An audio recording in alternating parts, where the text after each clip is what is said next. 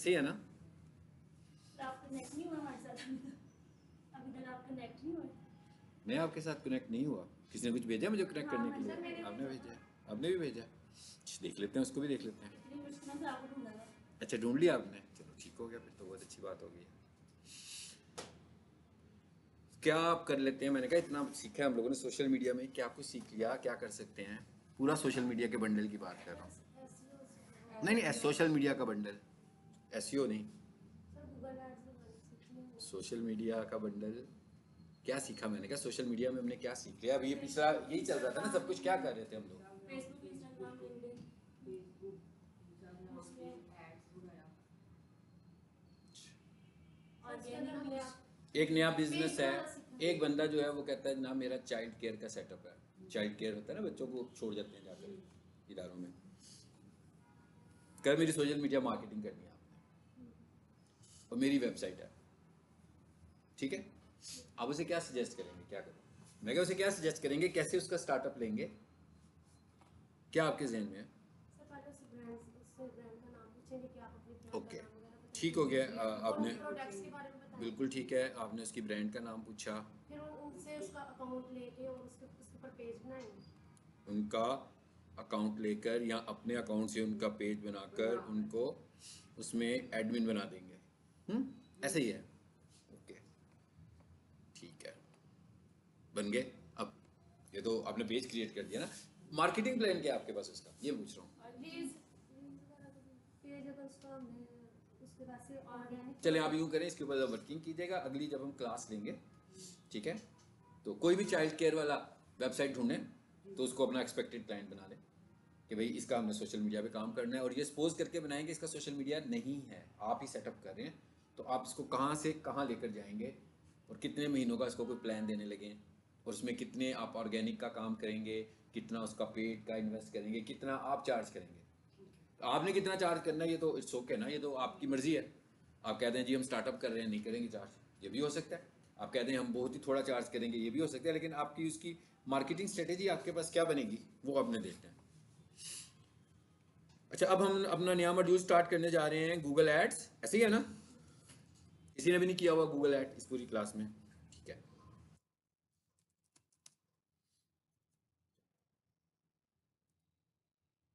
Google ad को आज हम इंट्रो ही लेंगे इसका। पीपीसी एड्स भी बोलते हैं। पीपीसी का क्या मतलब होता है? पे पर क्लिक, सिंपल सी बात है, इतनी मुश्किल बात नहीं, ठीक है? अच्छा, Google ads versus Meta ads. पहले तो मेटा पढ़ लिया, अभी हमने मेटा ही खत्म किया हम लोगों ने, है ना?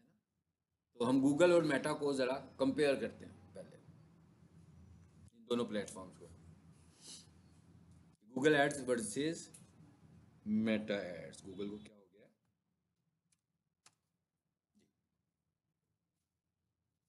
इन दोनों में क्या फर्क है? पहले तो इनका एक मेन डिफरेंस हम समझने जाए। पहली बात तो ये है कि दीवार के इस तरफ गूगल ऐड है, तो दीवार की उस तरफ मेटा ऐड है।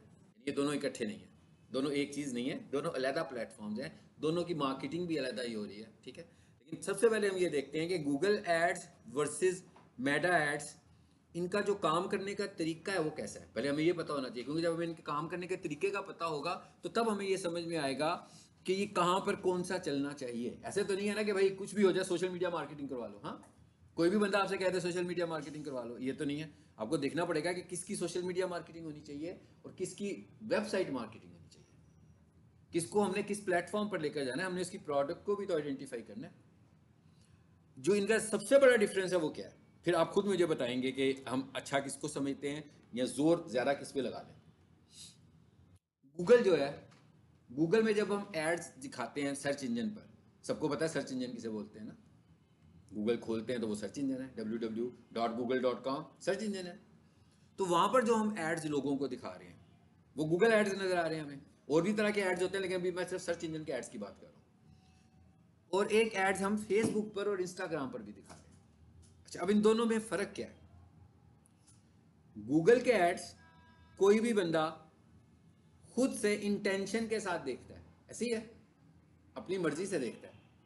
यानी अगर गूगल में चला जाऊं मैं और मैं को मेरा तो ऐड देखने की मर्जी नहीं है भाई, मतलब मैं इधर आया हूँ जब यूट्यूब में कोई क्लिप देखते हुए एड्स आते हैं जी, वो भी गूगल ऐड है। वो गूगल ऐड है, लेकिन अभी उसको मैं डिस्कस नहीं कर रहा हूँ, वो वीडियो ऐड है, बिल्कुल वो वीडियो ऐड है, ठीक है, उसको नहीं अभी हम डिस्कस करें। अभी मैं सिर्फ यहाँ पर जो ऐड दे रहे हैं ना उसको डिस्कस करें।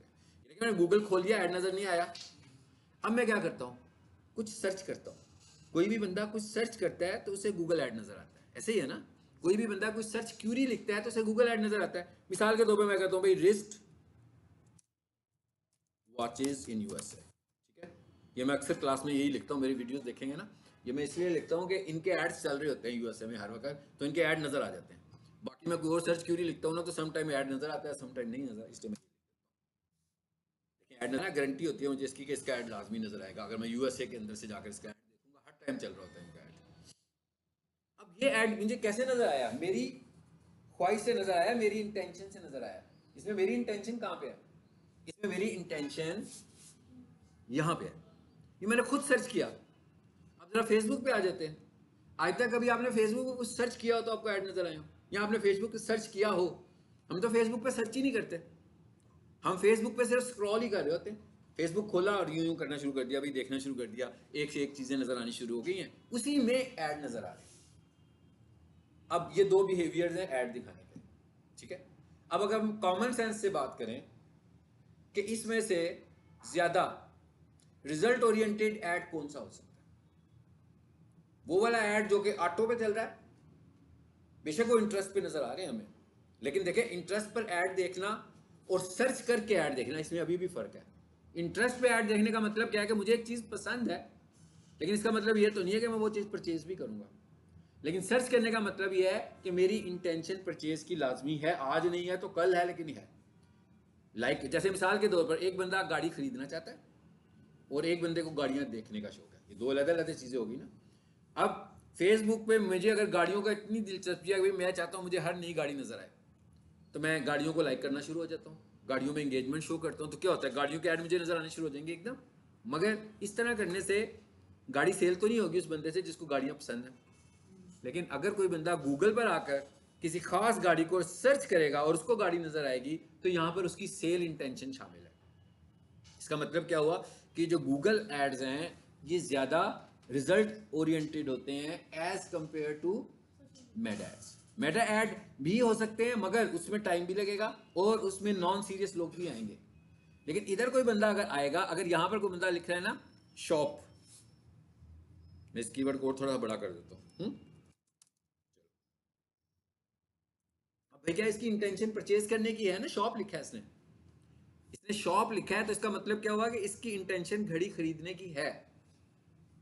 आज नहीं है तो कल होगी, लेकिन एनीवेज ये बाय करना चाहता है, ये घड़ी बाय करना चाह रहा है। लेकिन जो फेसबुक पर है, मुझे घड़ियां देखने का शौक है, मुझे घड़ियां बहुत अच्छी लगती हैं, मैं कहता हूँ भाई जब भी कोई नया मॉडल आए मेरे सामने आ जाए। तो अब वो जो बंदा उस पर एडवर्टाइज कर रहा होगा वो ये समझ रहा होगा कि क्योंकि ये बंदा, मैं कहता ही हूँ ना, कहते ही थे कि हम इंटरेस्ट बेस्ड ऐड चला रहे हैं, तो किसी को घड़ियों का शौक है, क्यूरीज जनरेट हो गई हैं, उसने ऐसे पूछ भी लिया भाई ये कौन सी है, ये कब आई थी, इसके फीचर्स क्या हैं, तो मुझे ऐसा लग रहा है कि सेल जनरेट होने लगी है।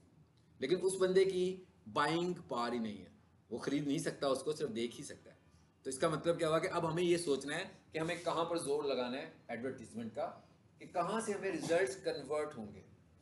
और मेरे जो छोटे छोटे क्लाइंट्स हैं, जो कम बजट वाले क्लाइंट्स हैं, देखे ना एक बड़ा क्लाइंट है वो तो कहेगा हाँ भी जोर लगा दो हर जगह जाकर, पैसे हैं हमारे पास। एक बंदा कहता है नहीं मेरे पास तो बहुत थोड़े पैसे हैं, मैंने उन्हीं पैसों को कैपिटलाइज करना है, तो वो इन दोनों में से किसको चूज करेगा? गूगल को। देखे ना मेटा में तो इंटरेस्ट बेस्ड है ना, मिक्स ऑडियंस आ रही है, लेने वाली भी आ रही है और ना लेने वाली भी आ रही है, आपसे फेवर लेने वाली भी आ रही है। कई लोग तो आपकी ऐड को देख के ये भी कह देंगे कि भाई 100 रुपए का लोड करा दो। हाँ ऐसी एड्स भी आती हैं। ये मेटा के ऊपर होगा ऐसे, मेटा के एड्स में ऐसे होगा। कोई आपको ये भी कहेगा कि जनाब मेरे हालात बहुत ख़राब हैं, आप मुझे ये कोर्स करा दें, जब मैं ये कोर्स कर लूँगा फिर आपको पैसे रिटर्न कर दूंगा। तो वो बेचारे को ऐड चलाने का क्या फ़ायदा हुआ मेटा के ऊपर। ये सब आपको रियल केसेस बता रहा हूँ, ऐसे मैसेजेस आते हैं, इस तरह के मैसेजेस आ रहे होते हैं। लेकिन गूगल पर ऐसा मैसेज नहीं आएगा। गूगल पर क्यों नहीं आएगा? क्योंकि गूगल पर वो खुद सर्च करने लगा हुआ है, उसकी डिमांड है, सीरियस ज़्यादा कस्टमर है, और वो कस्टमर है जिसकी ज़रूरत है, वो ढूंढ रहा है उस चीज़ को। लेकिन अब आपको पैरेलल ये, अब ये तो हमने एक चीज़ ये देख ली है, ये तो हमने इनकी साइकोलॉजी देखी है कि गूगल की और मेटा की साइकोलॉजी क्या है। अब आगे हमने ये देखना है कि हमारी जो प्रोडक्ट है उसकी उसका प्लेटफॉर्म कौन सा एक्चुअल, किस प्लेटफॉर्म पे हमें उसकी कन्वर्जन ज़्यादा मिलेगी। ऐसा तो नहीं है कि कहीं जो हमारा प्रोडक्ट है वो गूगल पर लोग देखते ही नहीं है, यानी उनकी सर्चिंग ही नहीं है, सर्च वॉल्यूम्स ही नहीं है उनके। जब उसके गूगल पर सर्च वॉल्यूम ही नहीं है तो मैं बेच तो नहीं पाऊंगा, क्योंकि मैं सर्चिंग पर ही तो बेच रहा हूं। मैं तो कह रहा हूं लोग सर्च करें तो मेरा ऐड नजर आए। तो अगर मेरी प्रोडक्ट का सर्च वॉल्यूम गूगल पर बिल्कुल जीरो है या जीरो के करीब करीब कहीं बन रहा है, जिससे कि मुझे लीड मिलने के चांसेस बहुत कम है, तो फिर तो मैं इस पर नहीं आऊँगा। अगर मेरा फेसबुक होगा फिर मैं फेसबुक पर ही रहूँगा। तो मुझे ये चीज़ को भी देखना है। अब इसके क्या तरीकाकार है, इसका ये तरीकाकार है कि अगर आपकी कोई कमर्शियल प्रोडक्ट है तो वो गूगल की प्रोडक्ट है, ठीक है। एसईओ एक्सपर्ट किसी को चाहिए तो वो गूगल पर देख रहा है। अगर मैं एसईओ एक्सपर्ट की फेसबुक ऐड चला दूंगा, हाँ क्या होगा, कितने सारे लोग होंगे जिसको मेरी सर्विसेज की जरूरत होगी, शायद वो भी हों, शायद। लेकिन उसके साथ वो लोग भी होंगे जो एसईओ करके बैठे होंगे कि सर आपके पास जॉब है। उसमें वो लोग भी आएंगे जो स्टूडेंट्स होंगे, जरा हम ये कोर्स करना चाह रहे हैं, आप ऑनलाइन करवा देंगे, मैं सुबह यूनिवर्सिटी में जाता हूँ। तो इसका मतलब हुआ मेरे पैसे तो ज़ाया हो गए ना। मैंने क्या कहा था कि अगर आपको एसईओ की सर्विसेज की ज़रूरत है तो मुझसे रब्ता करें। लेकिन यहाँ पर अगर कोई बंदा कहेगा कि भाई एसईओ को ढूंढने लगा हुआ है, एसईओ एक्सपर्ट इन लाहौर, तो इसका मतलब क्या हुआ, उसको उसकी सर्विसेज चाहिए, तब वो ढूंढने लगा हुआ है। वो ये नहीं कह रहा एसईओ कोर्सेज इन लाहौर। अगर यहाँ पर अगर वो एसईओ कोर्सेज लिखेगा तो फिर सिर्फ कोर्सेज वाले आएंगे। एक्सपर्ट लिख, यानी इसमें क्या हो गया, हम चीज़ों को बहुत डेप्थ में जाकर टारगेट कर रहे हैं, जबकि उसमें हम टारगेट नहीं करते। और जो इन्फॉर्मेशन आती है, जो क्यूरी आती है, ऐसे ही होती है। अभी वो दूसरे कैंपस में हमने शायद एक सेमिनार लिया, उसमें बहुत सारे स्टूडेंट्स थे और मेरा ख्याल है वो सोशल मीडिया की प्रोडक्ट थे सारे, सोशल मीडिया की कोई एडवर्टीजमेंट चली थी, तो इतने सारे लोग आए हुए थे।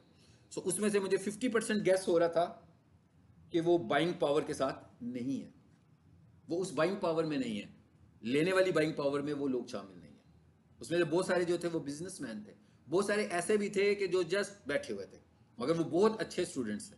यानी आज तक मैंने जितने सेमिनार्स लिए उनमें से सबसे अच्छा सेमिनार वो था कि सीरियस। एक तो होते हैं ना स्टूडेंट्स को भाई ग्राफिक्स की क्लास से भी पकड़ के ले आए, हर क्लास से पकड़ के बिठा दिया, वो तो सीरियस स्टूडेंट नहीं है ना, वो तो जोर ज़बरदस्ती कर रहे हैं, एक कोर्स ऑलरेडी कर रहे हैं, लेकिन वो सीरियस है। लेकिन उसके बावजूद अगर ये वाली ऑडियंस गूगल से भी टारगेट की जाती और उधर से जो लोग आते तो वो तो सीरियस बायर थे बिल्कुल, वो तो खुद खरीदने के लिए बेताब हुए थे कि भाई हमें इस सर्विस की ज़रूरत है, हमें इस कोर्स की ज़रूरत है, ठीक है। तो अब मैंने आपको क्या बताया कि हमें एडवर्टाइज कैसे करनी है, टारगेटेड एडवर्टीजमेंट करनी है। अगर हमें टारगेटेड एडवर्टीजमेंट करनी है तो हमने गूगल एड, और खासतौर पर जिसका बजट कम है।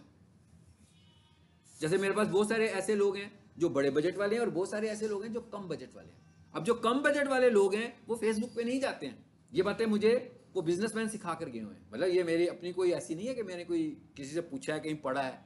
ये वो कहते हैं कि जनाब हमारे पास तो बहुत थोड़ा बजट है, हमारे पास तो इतने पैसे भी नहीं है, तो हम अभी चाहते हैं कि भाई कोई 2-3 लीड जनरेट हो जाए, तो चलो हफ्ते में कोई 4-5 नए क्लाइंट्स तो आ जाएंगे गूगल से, हमें बस ये हमारे लिए काफ़ी है। आप हमारा डेली का ना 400 रुपये का ऐड चला दिया करो। अब ये छोटा क्लाइंट है। जो बड़ा क्लाइंट है वो कहता है 5,000 का ऐड चला दो, कोई कहता है 3,000 का ऐड चला दो, कोई कहता है डेली 10,000 का ऐड चला। ये बड़ा क्लाइंट है। जो छोटा क्लाइंट है वो कहता है नहीं भाई मुझे 2 लीड भी आ जाएंगी मेरे लिए काफ़ी है, बाकी मेरा अपना लोकल बिजनेस चल रहा है। गूगल से मुझे अगर डेली 1 लीड मिल जाती है, हफ्ते में 5 लीड मिल जाती हैं, इसका मतलब क्या हुआ कि मैं इंटरनेट की प्रोडक्ट बन गया। तो अब हमें ये समझना है कि हमें कौन से प्लेटफॉर्म को कंसीडर करना है और अपनी प्रोडक्ट के हिसाब से। अभी मैंने आपको टास्क दिया इसीलिए दिया कि आप इसके ऊपर वर्किंग करें कि क्या हर प्रोडक्ट को हम सोशल मीडिया पे मार्केट कर सकते हैं, चैट बॉट्स को भी यूज़ करें। अभी आपको मैंने एक पूरा वो दे दिया, सिनेरियो दे दिया कि ये बिजनेस टाइप है, इसके ऊपर रिसर्च करें कि इसको मुझे कहाँ पर एडवर्टाइज करना चाहिए ज़्यादा, ठीक है। क्या मुझे इसे फेसबुक पे करना चाहिए कि गूगल पे करना चाहिए, ज़्यादा अच्छी लीड्स मुझे कहाँ से मिलेंगी, उसकी जो टारगेट ऑडियंस है वो कौन है, ये वाला एडमिशन किसने करवाना है। भाई 2 साल के बच्चे ने तो नहीं कराना ना, पेरेंट्स ने करवाना है। तो इनके जो पेरेंट्स हैं वो किस प्लेटफॉर्म को ज़्यादा यूज़ करते हैं, फेसबुक को ज़्यादा यूज़ करते हैं कि गूगल को ज़्यादा यूज़ करते हैं। ये तो हो गया Google versus Meta ads, finish, ठीक है। अच्छा, अब हम कहते हैं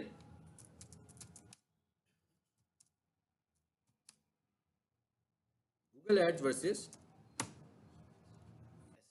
यानी अब हमारा दूसरा टॉपिक है अंडरस्टैंड करने के लिए, कॉन्सेप्ट समझने के लिए। ये सारे क्लाइंट क्वेश्चंस हैं जो आपसे हम कर रहे हैं, मैं कह क्लाइंट क्यूरीज हैं जिनको मैं आपसे डिस्कस कर रहा हूँ। Google ads versus SEO. पहले मैं क्लाइंट को जाकर कहता हूँ एसईओ करवा लो, है ना, फिर मैं क्लाइंट को जाकर कहता हूँ गूगल ऐड लगवा लो। वो कहता भाई एक चीज़ बताओ ना, जब मैं एसईओ करवाऊंगा, अभी आपने नोट किया एसईओ रिजल्ट्स देखें कहाँ हैं,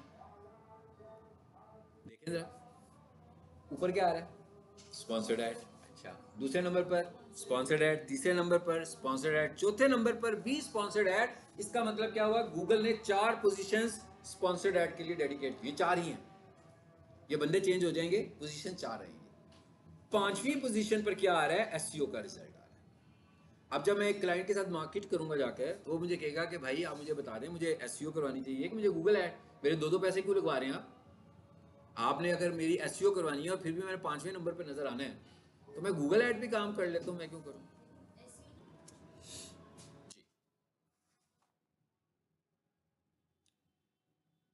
पहले तो इन्होंने बताया कि भाई एसईओ वर्सेस गूगल एड्स, बिल्कुल ठीक है, यही पॉइंट है। ये हमने एसईओ में भी कुछ थोड़ा सा डिस्कस किया था कि गूगल ऐड पे लोग क्यों जाएंगे। एसईओ के जो रिजल्ट्स हैं, उसके जो इंप्रेशंस हैं, वो हमें 100% इंप्रेशंस मिलते हैं, और वो नंबर ऑफ इंप्रेशंस नहीं मिलते। एसईओ में कभी ये नहीं कहता कि आपको आज हम 50 इंप्रेशंस देंगे या 100 इंप्रेशंस देंगे। एसईओ में ये होता है कि आपके इंप्रेशंस कंसिस्टेंट है, जितनी दफ़ा कोई ढूंढेगा आप आएंगे। ये डिपेंड करता है कि आप रैंक हुए हुए कि नहीं हुए हुए। अब जरा इधर आ जाते हैं, ये तो है ऐड का इंप्रेशन। अब अगर कोई और लोग भी होंगे,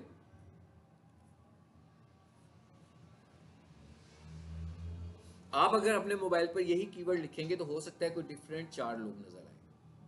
किसी और लोकेशन पर बैठकर कोई बंदा लिखेगा तो ये भी हो सकता है कि उसको कोई और से लोग नजर आए। ठीक है, इसका मतलब क्या हुआ कि बहुत सारे लोग एडवर्टाइज कर रहे हैं ना। सपोज कर लेते हैं, हम यही कह लेते हैं कि भाई ये 4 लोग नहीं है, ये तो 40 लोग हैं जिन्होंने सेम टाइम चूज किया हुआ है। चलें, स्केड्यूल बजट भी हम कहते हैं सेम ही रखा है फॉर एग्जाम्पल।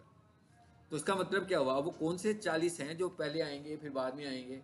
तो गूगल क्या करेगा, इनको इंप्रेशन सेल करेगा कि भाई आप अगर इतने पैसे लगाओगे तो इसके इतने इंप्रेशंस मिलेंगे, जो कि चार्ज नहीं हो रहे। गूगल ऐड चार्ज नहीं करता है इंप्रेशंस को, लेकिन कहता है इतने ही दूंगा, बस इससे ज़्यादा नहीं दूंगा। अगर आपको ज़्यादा इंप्रेशन चाहिए तो और ज़्यादा पे करें।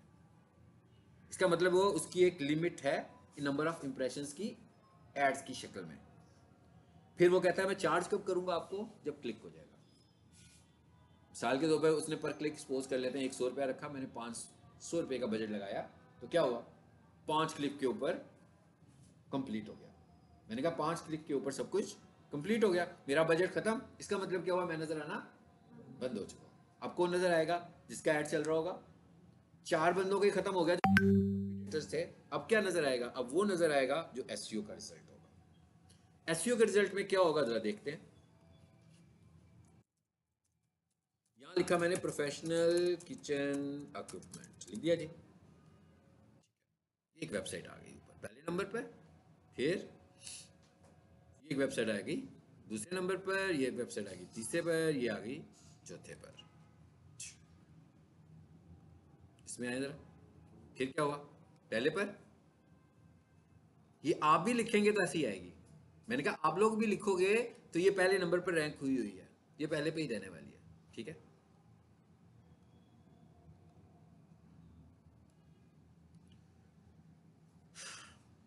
ये क्या होती है, इनकॉग्निटो विंडो, पता है क्या होती है ये प्राइवेट विंडो होती है। इसका ये फायदा होता है कि जब हम कुछ सर्च करते हैं, जब आपने पहली दफ़ा कुछ सर्च किया तो वो आपके कंप्यूटर की क्रोम की मेमोरी में सेव हो गया। तो नेक्स्ट टाइम जब आप सर्च कर रहे हैं तो जब तक उसमें कोई नई चेंज नहीं आई होगी, वो पुराना डाटा आपके कंप्यूटर से ही दिखा देगा और बैकग्राउंड में उसको अपडेट करता रहेगा। लेकिन जब आप इस विंडो में आएंगे तो ये कैश में सेव नहीं होगा। ये सिक्योरिटी किसके लिए, ये ज़हन में रखिएगा, ये दूसरों के लिए नहीं है, ये हमारे लिए है। ये मेरे लैपटॉप की सिक्योरिटी है, ये मेरी डिवाइस की सिक्योरिटी है। लेकिन गूगल जो मेरा डाटा कलेक्ट कर रहा है वो उसके पास जा रहा है। ऑनलाइन मेरा जो डाटा कलेक्शन हो रही है उसमें कोई इशू नहीं है।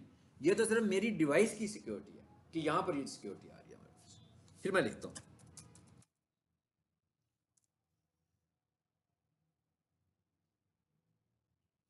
फिर वही आ गई वेबसाइट ऊपर, फिर वही आ गई दूसरे नंबर पर, फिर ये तीसरे नंबर पर, फिर ये चौथे। एसईओ में ये है कि जो चीज एक दफा रैंक कर गई वो अपनी पोजीशन होल्ड करेगी। उसके इंप्रेशंस अगर आज के दिन में सपोज कर लें इसको 200 लोग ढूंढते हैं इस कीवर्ड को, या आज के दिन में 2000 लोग ढूंढते हैं, या आज के दिन में 20,000 लोग ढूंढते हैं या 2 लाख ढूंढते हैं, तो डीईसी किचन पहले नंबर पर ही होगा, फ्रीज किया हुआ हमने इसको। ये एसईओ का रिजल्ट है। इसके ऊपर हमने जो इन्वेस्ट करना था वो एसईओ एक्सपर्ट के ऊपर इन्वेस्ट कर चुके हैं। इसके लिए हमने गूगल को कुछ पे नहीं किया, लेकिन गूगल एड में हमने क्या किया, गूगल को पे किया। अब मिसाल के तौर पर हम ये कहते हैं भाई ये जो प्रोफेशनल किचन वाला है, जो भी ब्रांड है, ये तो बहुत पुराना है, इसका एक कंपटीटर आ जाता है नया। वो क्या करता है, उसने भी यही चीज़ें बनानी शुरू कर दी हैं जो ये बनाने लगा हुआ है। उसने साथ में अपनी वेबसाइट भी बना ली है। सो इसने तो अपनी वेबसाइट को रैंक करने के लिए 2 माह, 4 माह, 6 माह, 8 माह, साल लगाया, तो ये रैंक हो गया।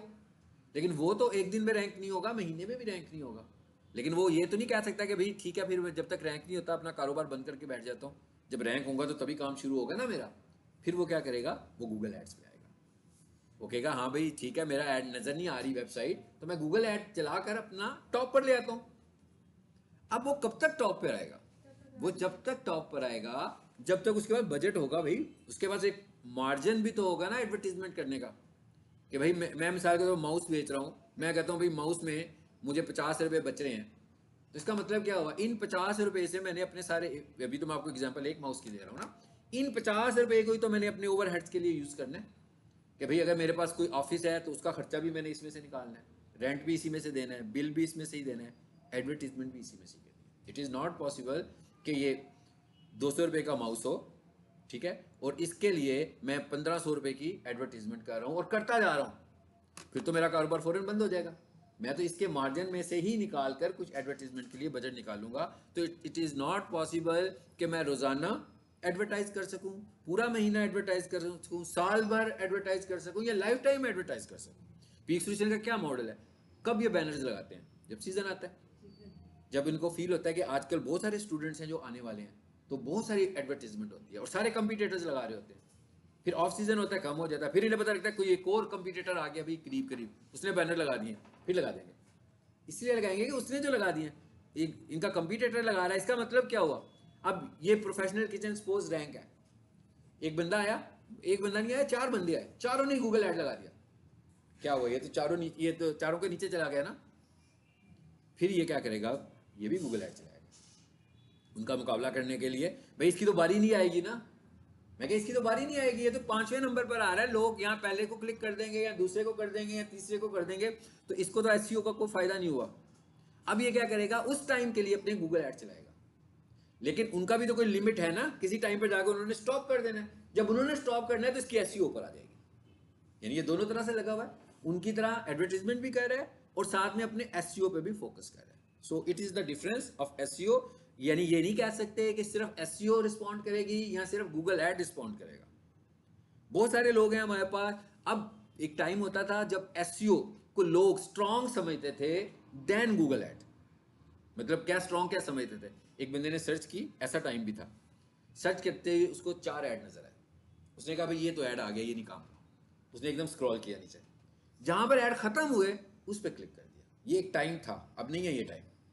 मैं कहा अब ये वाला टाइम नहीं है। अब कौन सा टाइम है आजकल, आजकल ये टाइम है कि किसी ने कीवर्ड लिखा, जो ऐड नजर आया, पहले 2 को लोग कंसीडर करते हैं, यानी कि वो जो बाकी के 2 हैं उनके भी चांसेस कम हो गए हैं।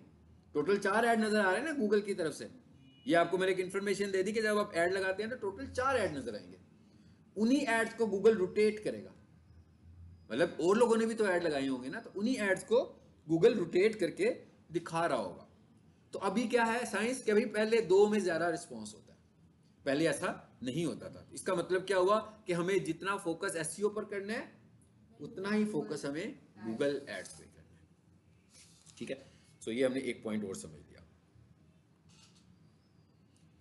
Google ads versus SEO. समझ में आ गया ना ये पॉइंट क्या है। रील टॉपिक्स बनते जा रहे हैं, 2 बन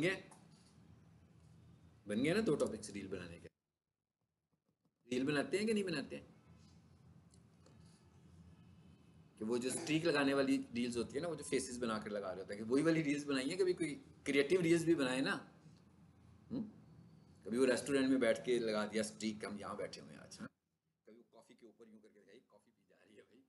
कभी कोई अपनी स्किल की रील्स भी लगाए, मैं क्या अपनी स्किल की रील लगाएं, अपनी स्किल किसी को एक्सपोज करें, ताकि किसी को बंदा लगे भाई, पता लगे भाई ये बंदे की स्किल मुझे चाहिए, ये बड़ा स्किलफुल बंदा है, इसकी मुझे स्किल चाहिए। तो आप ये स्किल्स दिखाएंगे लोगों को तो पता लगेगा ना कि आपके अंदर क्या स्किल्स हैं। तो ये जो चीज़ें मैं बता रहा होता हूँ आप इनकी रील्स बनाया करें। आपको किसी को बताने की ज़रूरत ही नहीं है कि आप कितने काबिल हैं, वो आपकी रील देख के अंदाज़ा लगा देगा। अपने लिंक्डइन पे रखें, अपने यूट्यूब पे रखें, अपने फेसबुक पे रखें, भाई जितने भी रील प्लेटफॉर्म हैं, टिकटॉक पे रखें, जहाँ कोई बंदा जाएगा वहाँ पर आप उसको नज़र आ जाएंगे, कहेंगे क्या भाई हर जगह ये बंदा बताने लगा हुआ है। लेकिन जिस बंदे को ज़रूरत होगी वो आपसे इंटरेक्ट करेगा, वो आपसे इंटरेक्शन लेगा, ठीक है। सर वेबसाइट का बता दो। हाँ, अब अगला क्वेश्चन क्या आ गया कि क्या वेबसाइट होना ज़रूरी है गूगल ऐड के लिए। गूगल ऐड हमने दो चीज़ों पर चलाना है, गूगल लोकेशन पर और वेबसाइट पर। अगर हमारे पास दोनों में से कुछ भी नहीं है तो पैसे ज़ाया करने के मुतरादिफ है। कई लोग क्या करते हैं, उनके पास ना वेबसाइट है ना गूगल बिजनेस प्रोफाइल है। भाई गूगल बिजनेस प्रोफाइल क्या होती है, जिन्होंने पढ़ी है शायद उन्हें पता होगा, जिन्होंने नहीं पढ़ी उन्हें नहीं पता होगा, वो मैं दिखा देता हूँ क्या होती है। प्रोफेशनल किचन इक्विपमेंट, चलो मैं एक कीवर्ड लिखता हूँ यहाँ पर, कमर्शियल किचन इक्विपमेंट। देखते हैं कोई बिजनेस आता है। सबसे ऊपर देखिए क्या है आप जी, प्लेसेस। अब ऐड नहीं आया,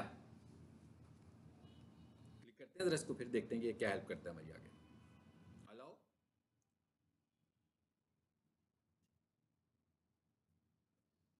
सबसे ऊपर अब क्या आ गया, प्लेसेस नीचे है। फिर क्या आ रहा है, एसईओ रिजल्ट्स। ऐसा भी हो सकता है कि एसईओ रिजल्ट्स ना आए और ऐड आ जाए। अगर ऐड होता तो ऐड आ जाता, ऐड नहीं है इसलिए ऐड नहीं आया। और फिर तीसरे नंबर पर अब हमको ये तरतीब पता लगी, गूगल की तरतीब पता लगी कि अगर आपकी कोई क्यूरी लोकल क्यूरी होगी, इस कीवर्ड को ना हमने लोकल बनाया हुआ एक्चुअली, आगे ये लोकल क्यूरी है। मैंने कहा लाहौर में मुझे देखने हैं। अब अक्सर देखते हैं ना, कोई चीज़ देखनी हो, कोई लोकेशन ढूंढनी हो तो गूगल पे जाकर लिखते हैं तो गूगल आपको लोकेशंस दिखाता है। इन लोकेशंस को हम प्लेसेस बोलते हैं। सो ये जो है, सबसे पहले अब आपने देखा कि हायरार्की क्या है, तरतीब क्या है। तरतीब ये है कि सबसे ऊपर आते हैं प्लेसेस। अच्छा, प्लेसेस में भी ऐड चलता है, तो इसका मतलब क्या हुआ कि अगर फॉर एग्जांपल थोड़ी देर के लिए सोचते हैं कि इस बंदे ने गूगल ऐड चलाया हुआ है, इसने तीसरे नंबर पर जो आ रहा है, और इसने गूगल ऐड चलाने के बाद अपनी प्लेसेस पर भी ऐड लगाया, इसका मतलब क्या हुआ, यहां तो ये तीसरे नंबर पे आ रहा है लेकिन ये यहां भी आएगा, एम्बेसडर से ऊपर नजर आ रहा होगा और यहां पर तीसरे नंबर पे भी नजर आ रहा होगा। तीसरे नंबर पर ये ऑर्गेनिक नजर आ रहा है, पहले नंबर पर ये ऐड की वजह से नजर आ रहा है, ठीक है। सो हम ऐड चला सकते हैं किसके ऊपर, गूगल बिजनेस प्रोफाइल के ऊपर। अब इधर कोई बंदा ऐड चलाएगा तो हम जैसे ही इस पर क्लिक करते हैं तो क्या ऑप्शंस आते हैं, वेबसाइट, और क्या आती हैं, डायरेक्शंस और कॉल, तीन बटन आते हैं ना। तो जब ऐड चलाएगा, क्लिक करेगा, यूजर पे डिपेंड करता है वो किस पे क्लिक करता है, कॉल पे, डायरेक्शंस पे कि वेबसाइट पे। अच्छा, दूसरे नंबर पे क्या आएंगी, एड्स। अगर एड्स नहीं होंगी तो फिर आएंगी एसईओ रिजल्ट्स। तो ये तो होगी इसकी तरतीब। अब गूगल ऐड, अगर मुझे कोई क्लाइंट कहता है भाई मुझे गूगल ऐड चलाने हैं, तो मैं उससे पहला क्वेश्चन ये करता हूँ कि क्या आपकी प्रोफाइल बनी हुई है, लोकेशन बनी हुई है। अगर जिन्होंने अभी तक गूगल बिजनेस प्रोफाइल नहीं पढ़ा, तो जब वो मॉड्यूल पढ़ेंगे तो उसमें मैं प्रोफाइल बनानी सिखाऊंगा और प्रोफाइल को रैंक करना भी सिखाऊंगा। ये जो ऊपर तरतीब आ रही है ना, इसको हम रैंक करना बोलते हैं, तो हम उसको रैंक करना भी सीखेंगे। अब वो कहता है नहीं जी मेरी तो प्रोफाइल नहीं बनी हुई। मैं कहा इट्स ओके, पहले हम प्रोफाइल बनाते हैं। प्रोफाइल कैसे बनती है ये हम पढ़ेंगे, ये ज़रा कॉम्प्लेक्स किस्म का काम है। ये कॉम्प्लेक्स इस सेंस में है कि ये बना सिर्फ हो सकता है जिसके पास फिजिकल लोकेशन हो। यानी अगर आप ऑनलाइन सर्विसेज दे रहे हैं तो आप प्रोफाइल नहीं बना सकते, क्योंकि वो कहता है कि जहाँ पर आपका ऑफिस है, जहाँ पर आपकी शॉप है, जहाँ पर आपका कॉलेज है, मुझे वो जगह दिखाएंगे आप, तो मैं आपको गूगल पर लोकेशन की एग्जिस्टेंस दूंगा, अदरवाइज नहीं दूंगा।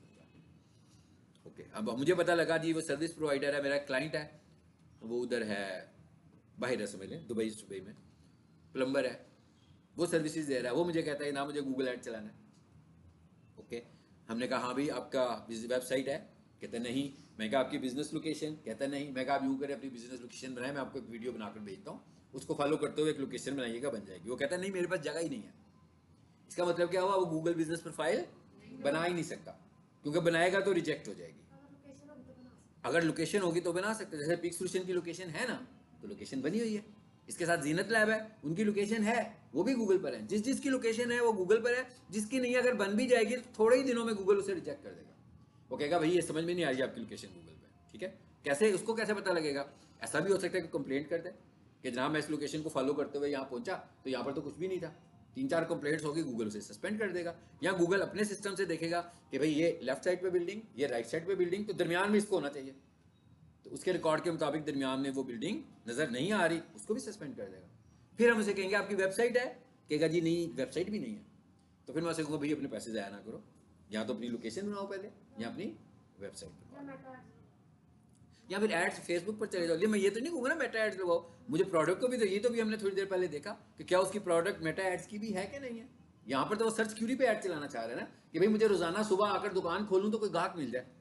कैसे मिल जाए? कि जैसे ही सुबह होती है, किसी बंदे को काम करवाना है, वो गूगल पे आकर टाइप करे, जैसे ही रिजल्ट नजर आए क्लिक करे, कॉल आए, मैं से को जनाब मैं हाजिर हूँ काम करने के लिए, बताएं कहाँ पे आना है। ये है ना बात, ये गूगल की बात ये वाली है, ठीक है।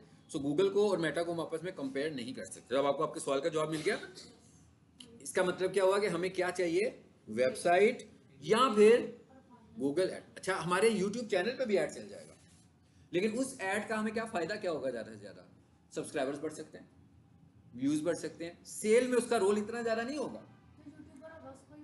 उसको फायदा हो सकता है, यूट्यूबर को फायदा हो सकता है, लेकिन इस तरह के ऐड से हमें कोई फायदा नहीं है। देखें, ऐड दिखाने से फायदा नहीं है, हम गूगल पे बिजनेस जनरेट करना चाह रहे हैं। हाँ, अभी ब्रांड के लिए हम बात करेंगे, वो इसका सेकंड पार्ट होगा। ब्रांड के लिए हम सर्च ऐड नहीं लगाते, ब्रांड के लिए हम लगाएंगे डिस्प्ले एड्स, जो कौन सी होती हैं, वेबसाइट के ऊपर तस्वीर की शक्ल में आती है, और वीडियो एड्स जो वीडियोस के ऊपर वीडियो की शक्ल में आती है। ये किस कैटेगरी में आती है? ये ब्रांड अवेयरनेस की कैटेगरी में आती है। यहाँ पर जो ऐड आ रही हैं ये सेल ऐड है। यहाँ पर हम डायरेक्ट सेलिंग करने की कोशिश कर रहे हैं कि कोई बंदा क्यूरी करे, उसे हमारा नजर आए और हमसे इंफॉर्मेशन ले, अगर हम उसे सेटिस्फाई कर दें या हमारी वेबसाइट पर जाए, कन्विंस हो जाए तो बाय कर ले, ठीक है। अब हमने ये भी समझ लिया कि ऐड चलाने के लिए किस चीज की जरूरत है। अच्छा, अब गूगल ऐड पैसों के बदले में, समझ में आ गया सबको? अच्छा, गूगल ऐड को हमने पैसे देने कैसे हैं? Payment methods. इसके लिए अब हमें चाहिए गूगल एड अकाउंट, यानी पेमेंट मेथड्स के लिए हमें किस चीज की जरूरत है? गूगल एड अकाउंट तो हो गया ना, हमने कहा गूगल एड में जाना है, इसका मतलब एड अकाउंट की बात कर रही है। एड अकाउंट कहां पे बनेगा जी? एड अकाउंट कहां पे बनेगा? आप मेरे साथ हैं? पूरे पूरे 100% लग नहीं रहा था, फील हुआ था कि नहीं, मैं क्या सही लग रहा था ना, मैं क्या सही लग रहा था? अच्छा, गूगल ऐड कहां पे बनेगा? नहीं नहीं, गूगल ऐड कहां पे बनेगा? गूगल ऐड बनाने के लिए क्या चीज चाहिए? किसके ऊपर हम गूगल ऐड क्रिएट करेंगे? जीमेल पर। यानी आपका जीमेल है तो उसके अंदर गूगल ऐड का ऑप्शन हमें मिल रहा है, ठीक है। अब गूगल को पैसे देने हैं, भाई ऐड चलाने हैं, आज का बजट 500, आज का बजट 1000 रुपया, आज का बजट 400 रुपया, आज का बजट 10,000 रुपया, तो गूगल के कहना भाई पैसे दो, मैं लगा देता हूँ ऐड आपके। अब गूगल तक पैसे कैसे भेजने हैं? उसके लिए हमें गूगल में ऐड में जाकर, यानी जीमेल में गूगल ऐड बन रहा है, ऐड अकाउंट बनाते हुए उसे ऐड अकाउंट ऐसे फ्री में नहीं बना कर देना, उसे कहना हाँ भाई ऐड लगाने आ रहे हो तो बताओ मुझे पैसे कैसे दोगे? तो फिर हम क्या करेंगे? पेमेंट मेथड ऐड करेंगे। फिर हम क्या करेंगे? पेमेंट मेथड ऐड करेंगे, ठीक है। अब पेमेंट मेथड सबसे ज्यादा जो सस्पिशियस टास्क है ना एड्स के अंदर, और जिसके अंदर जो लोग सबसे ज्यादा परेशान होते हैं, वो पेमेंट मेथड्स हैं। उसकी वजह क्या है? उसकी वजह यह है कि गूगल के अपने ही कुछ स्टैंडर्ड्स हैं किसी पेमेंट मेथड को एक्सेप्ट करने के और रिजेक्ट करने के। यानी वो किसी भी पेमेंट मेथड को आपको लग रहा होगा कि ये तो रिजेक्ट होना नहीं चाहिए, वो रिजेक्ट कर सकता है। क्यों? किसी भी एक ऐसी ऑनलाइन एक्टिविटी में, मतलब वो एक्टिविटी दराज के थ्रू भी हुई हो सकती है, वो किसी और वेबसाइट से हुई हो सकती है, गूगल को लगे कि ये सस्पिशियस एक्टिविटी है, बेशक वो ना हो, तो गूगल ऐसे पेमेंट मेथड को रिजेक्ट कर देता है, एक्सेप्ट ही नहीं करता वो। तो फिर हम क्या एडवाइस करते हैं? हम उनसे कहते हैं कि भाई गूगल पर ऐड चलाना है, सुकून के साथ ऐड चलाना है, ठीक है, आपका जो बैंक अकाउंट है एक नया कार्ड इशू करवाएं और उस कार्ड को किसी और काम के लिए इस्तेमाल ना करें सवाए गूगल ऐड के। इस तरह करने से आपका ऐड जो ऐड पेमेंट मेथड है वो सस्पिशियस नहीं होगा। अलबत्ता अगर आप किसी और काम के लिए भी ऐड यूज कर रहे होंगे, वहां पर किसी वजह से आपकी पेमेंट डिक्लाइंड हो गई, डिक्लाइन भी होगी ना पेमेंट, क्यों होगी डिक्लाइन? कार्ड में पैसे नहीं थे तो पेमेंट डिक्लाइन हो गई। आपने क्या किया, पैसे ऐड किए तो ट्रांजैक्शन भी हो गया, लेकिन एक पेमेंट का रिकॉर्ड आपका अकाउंट शो कर रहा है कि डिक्लाइन हुई है तो उसको भी एक्सेप्ट नहीं करेगा। मतलब इतने ज़्यादा इन डेप्थ इश्यूज हैं इसके अंदर। तो इसका हल क्या है? नया अकाउंट, नया अकाउंट, नया कार्ड, और उस कार्ड को आप कहीं भी इस्तेमाल ना करें तो अच्छी बात है, आप क्लीन तरीके से ऐड चलाओगे। अदरवाइज क्या होगा, ऐड चलेगा, फंस जाएंगे, सस्पेंड करेगा, वेरिफिकेशन में जाएंगे, वो कहेगा 6 दिन इंतजार करो, 10 दिन इंतजार करो, आप होल्ड पर आएंगे। ठीक है, तो अब हमें क्या एक चीज़ करनी है, पेमेंट मेथड्स के ऊपर अपना काम करना है। अच्छा, जब हम ऐड अकाउंट क्रिएट करते हैं, जैसे आप लोग अपना ऐड अकाउंट खुद बनाना चाहते हैं, जैसे मैंने तो आप लोगों को अपना ऐड अकाउंट का एक्सेस दिया हुआ है ना प्रैक्टिस के लिए, लेकिन आप लोग अपना अपना ऐड अकाउंट खुद बनाना चाह रहे हैं। तो जब आप लोग अपना ऐड अकाउंट खुद बनाएंगे तो गूगल क्या कहेगा, हाँ भी पैसे दो। लेकिन इसका मतलब ये नहीं है कि वो आपको ऐड अकाउंट बनाने के चार्ज करेगा, बिल्कुल नहीं करेगा। आपको चार्ज तब करेगा जब ऐड एग्जीक्यूट होंगे, लेकिन वो एक दफ़ा आपको झटका मारेगा। कौन सा झटका मारेगा? आप जैसे ही अपना कार्ड ऐड करेंगे ना तो वो एक ट्रांजैक्शन करेगा, ठीक है, वो ट्रांजैक्शन कहलाता है टेम्परेरी ट्रांजैक्शन। वो सिर्फ ये देखेगा कि आपके अकाउंट में से पैसे हिलते हैं कि नहीं हिलते। वो एक ट्रांजैक्शन करेगा, डिपेंड्स ऑन कि आप कहाँ पर बैठ के ये कर रहे हो। वो $50 का भी कर सकता है, वो $30 का भी कर सकता है, वो $100 का भी कर सकता है, डिपेंड्स कि आप कैसा काम कर रहे हैं। वो कहेगा जनाब मैं आपके कार्ड को जरा चेक करने लगा कि इसमें पैसे हैं और मूव भी होते हैं कि नहीं होते हैं। ये ना हो कि आप मेरे से ऐड बनवा लें, $50 का ऐड चलाएं और जब मैं ऐड चलाने लगूं तो आपके कार्ड से पैसे ही ना एग्जीक्यूट हो। तो वो एक टेम्परेरी ट्रांजैक्शन करता है, जिससे क्या करता है, एक दफ़ा पैसे पिक करता है फिर उसको रिटर्न कर देता है। एग्जैक्टली विदाउट एनी डिडक्शन, कोई टैक्स नहीं, कुछ भी नहीं होना उसमें, सिर्फ एक फर्स्ट टाइम के लिए उसका ट्रांजैक्शन है। अभी मैं एक नया ऐड अकाउंट सेटअप कर रहा हूँ आजकल, सऊदी अरब का, रियाद का। वो उनकी करेंसी में उसने मांग रहा है और उससे वो उन्होंने पहले $5 लगाए, फिर $10 लगाए। वो कह रहा है भाई $50 रियाल इसमें रखें तो मैं आपके अकाउंट को चेक करूँगा एक टेम्परेरी ट्रांजैक्शन के थ्रू। सिर्फ मैं पैसे वहाँ से पिक करके वापस रिटर्न करूँगा। नहीं आता है, बिल्कुल स्क्रीन पर आएगा कि जनाब इतने पैसों का एक टेम्परेरी ट्रांजैक्शन होने लगा है, आपने परेशानी होनी है, विद इन वीक रिटर्न होगा आपको, आप ही के अकाउंट में है। भाई देखें, जिस बंदे ने ऐड चलाना है पैसे तो देने हैं ना उसने गूगल को, ऐसे तो, लेकिन आपने अगर वो पैसे दिए हैं तो वो ऐड के नहीं है, वो आप ही के हैं, लेकिन आपका ऐड अकाउंट क्रिएट होने के लिए वो रिक्वायरमेंट है। ठीक है, अच्छा, अब उसके बाद पेमेंट मेथड की हम डिस्कस कर रहे हैं, एक पॉइंट और डिस्कस करते हैं। पेमेंट मेथड का जो सबसे अच्छा और क्लीन तरीकाकार है वो क्या है? वो है वर्चुअल कार्ड। सबसे क्लीन, मिसाल के तौर पर मेरा क्लाइंट है, वो मुझे अपना क्रेडिट कार्ड का, मतलब मैंने कहा ऐड चलाना है तो आपकी पेमेंट ऐड करनी है। अब उसको तो नहीं पता कि कहाँ जाकर कार्ड की इन्फॉर्मेशन ऐड करूँगा, तो वो मुझसे अपना क्रेडिट कार्ड शेयर करेगा या डेबिट कार्ड शेयर करेगा। अब उसके जितने भी पैसे हैं वो सारे उसी में पड़े हैं। तो एक बंदा आपको क्रेडिट कार्ड की फ्रंट स्क्रीन भी बेच रहा है और एक बंदा आपको अपने क्रेडिट कार्ड की बैक स्क्रीन भी भेज रहा है। इसका मतलब वो ना टोटल आपके कंट्रोल में आ गया, वो जो मर्जी कर लो। ऐसे ही है ना? तो इससे ज़्यादा अच्छा तरीका क्या है कि एक बंदे ने ऐड चलाना है, सपोज कर लें उसने $10,000 से ऐड चलाना है, तो वो क्या करेगा, बैंक के थ्रू एक कार्ड बनाएगा जो फिजिकल कार्ड नहीं होगा, वो वर्चुअल कार्ड होगा। अब ये वर्चुअल कार्ड हर कोई नहीं बनाता, ये बहुत कम बैंक्स हैं, और इस वक्त जो सबसे अच्छा वर्चुअल कार्ड एग्जीक्यूट हो रहा है वो फैसल बैंक का एग्जीक्यूट हो रहा है। फैसल बैंक के वर्चुअल कार्ड बहुत अच्छे हैं, यानी वो बिल्कुल फंक्शनल है। बाकी सब कहते हैं हमारा वर्चुअल कार्ड है, मगर किसी का फंक्शनल नहीं है, काम नहीं करता, ऑनलाइन ट्रांजेक्शन में बहुत इश्यूज करता है। तो आपने फैसल बैंक में अकाउंट खुलवाया, और जब भी आपने ऑनलाइन ट्रांजेक्शन्स करने हो तो आप कभी भी अपना अकाउंट PLS ना खुलवाएं, क्योंकि आप प्रॉफिट एंड लॉस अकाउंट वाला जब अकाउंट खुलवाते हैं तो इसका तो मतलब होता है ना आप बैंक से प्रॉफिट भी लेना चाहते हैं, तो उसके अंदर फिर आपको पता है कि डिडक्शंस भी अच्छी खासी होती हैं और उसके ऊपर टैक्सेस भी लगते हैं। तो ऐसे काम के लिए आप हमेशा अपना करंट अकाउंट खुलवाएं। करंट अकाउंट जो होता है वो टैक्सेस लेस होता है, उसके ऊपर सिर्फ उनकी फीस आएगी, टैक्सेस नहीं आएंगे, उसमें आपको प्रॉफिट भी नहीं मिलेगा। तो ऐसे काम के लिए आप अपना अकाउंट खुलवाएं, करंट अकाउंट खुलवाएं, और उस करंट अकाउंट में पैसे उतने रखें जितने आपने ऐड चलाने। मिसाल के मैंने करंट अकाउंट खुलवाया, उसमें मैंने रख लिया 1 लाख रुपया, मगर अभी मुझे पहले महीने में जो ऐड चलाना है वो 6,000 रुपये से चलाना है।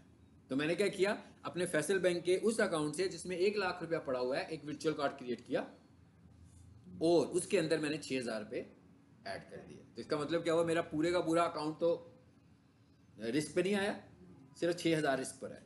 ठीक है, अच्छा अब फायदा क्या है इसका। फॉर एग्जाम्पल मेरा ये कार्ड सस्पिशियस भी हो गया किसी वजह से, तो मैंने क्या किया, इस कार्ड को क्लोज किया, ठीक है, और एक और नया कार्ड बना लिया।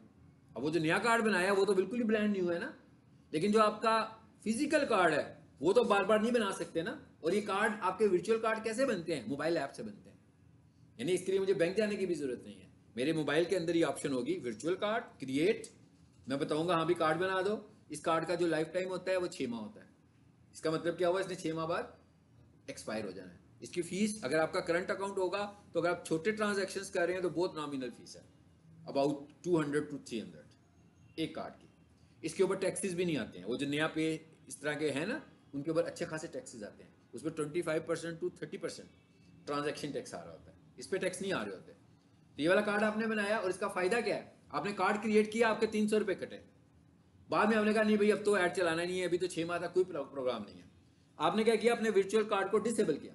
आपने जैसे ही वर्चुअल कार्ड को डिसेबल किया तो सिर्फ आपके 300 रुपये ही जो उसने पहले कार्ड लिए थे वही माइनस हुए हैं, उसके अलावा वो 6,000 रुपये आपका वापस आपके अकाउंट में फिर वापस चला गया। यानी कि वो अकाउंट आपका ही है, चाहे वर्चुअल कार्ड है चाहे फिजिकल कार्ड है। सर ये और वर्चुअल कार्ड पाकिस्तान में भी बन जाते हैं, वर्चुअल कार्ड बाहर भी बन जाते हैं। ये पूछना था कि बाहर जो से अगर कोई हमारा क्लाइंट है बाहर का, तो उसके पास भी ये बन सकता है? बिल्कुल बन सकता है, और हम उसके, मैं जितने भी बाहर के केसेस को करता हूँ, किसी के मैं पाकिस्तान के कार्ड के साथ नहीं करता हूँ। भाई एक कीनियन है, उसकी कीनियन करेंसी में ट्रांजैक्शन होनी है, कीनियन करेंसी में ट्रांजैक्शन होगी, उसे फायदा मंद रहेगी। 130 रुपये का डॉलर है, पाकिस्तान में 300 रुपये का डॉलर है। पाकिस्तान की ट्रांजैक्शन उसके करूँगा तो महंगे पड़ेंगे, ऐड भी उसको महंगे पड़ेंगे।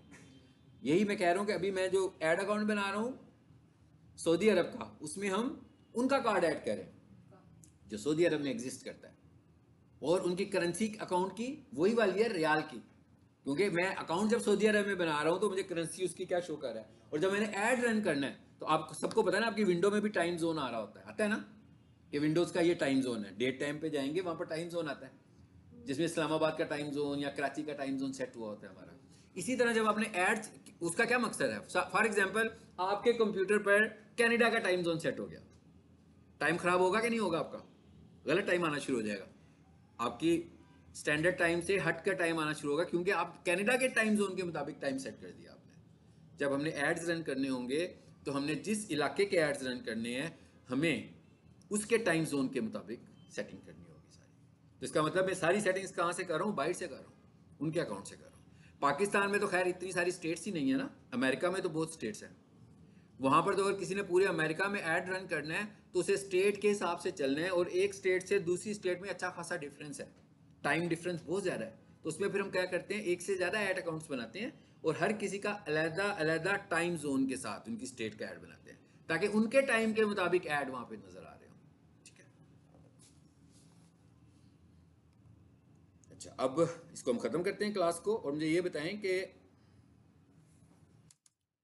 गूगल ऐड अकाउंट में किस किस का एक्सेस है। आपका भी है, आपका आपका है ना, आपका आपका भी है, आपका नहीं है।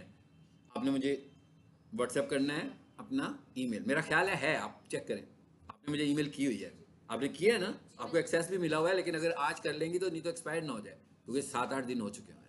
आप 1 2 3 न्यू स्टूडेंट्स हैं, ठीक है, आप लोगों ने मुझे व्हाट्सएप करना है अपना ईमेल एड्रेस, तो मैं आपको अपने ऐड अकाउंट का एक्सेस दूंगा, ताकि आप लोगों ने प्रैक्टिस करनी हो तो उसमें आपको अपना पेमेंट मेथड ऐड करने की ज़रूरत नहीं है, उसमें जो कुछ भी सेटिंग हुई है आपको अलाउ कर देगा, वो ऐड लगाना अलाउ कर देगा वो। ठीक है, सो ये आज के आज आप कीजिएगा, ताकि हम जब आगे बढ़ें तो आपके पास ये सब चीज़ें हों।